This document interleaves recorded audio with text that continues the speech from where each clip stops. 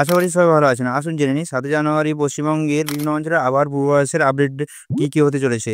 তাপমাত্রা যদি দেখা যায় তাহলে পশ্চিমবঙ্গের সমতল অঞ্চলগুলিতে দিনে সর্বোচ্চ তাপমাত্রা থাকবে ২৬ থেকে ২৮ ডিগ্রি সেলসিয়াসের মধ্যে। রাতে তাপমাত্রা নেমে আসবে ১৫ থেকে ১৭ ডিগ্রি সেলসিয়াসের মধ্যে। তবে উত্তরবঙ্গে কালিম্পং এবং দার্জিলিং অঞ্চলে আরও তাপমাত্রা কমবে বলছে আবহাওয়া দপ্তর। সেখানে সর্বোচ্চ তাপমাত্রা হতে পারে ১৫ ডিগ্রি আর সর্বনিম্ন ৭ থেকে ৮ ডিগ্রি। মানে ভাবতে পারছেন কতটা শীতের পরিমাণ বাড়বে। ঘূর্ণিঝড়ের কথা যদি আলোচনা করা হয় তাহলে বঙ্গোপসাগরে একটি লঘু গভীর নিম্নচাপ রূপান্তরিত হয়েছে। এর ফলে দক্ষিণ ২৪ পরগনা, পূর্ব মেদিনীপুর এবং উপকূলবর্তী এলাকাগুলিতে মাঝারি থেকে ভারী বৃষ্টিপাতের সম্ভাবনা রয়েছে। তবে এটি যে বড় ঘূর্ণিঝড়ে পরিণত হবে তার কোনো এখনো পূর্বাভাস মেলেনি।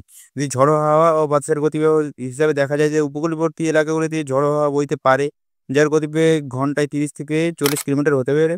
তাই মৎস্যজীবীদের গভীর সমুদ্রে না যাওয়ারই পরামর্শ দিচ্ছে আবহাওয়া দপ্তর। যত পারে সামনের দিকে তারা মাছ ধরে তাদের জীবনযাত্রাকে চালিয়ে যান, এই আবহাওয়ার পূর্বাভাস দিচ্ছে। যা করবেন না, উপকূলবর্তী এলাকায় অপ্রয়োজনীয় ভ্রমণ এড়িয়ে চলুন, ঠিক আছে? মানে উপকূলবর্তী যেখানে সমুদ্রের আশেপাশের এলাকা সেখানে ভ্রমণ না করাই ভালো।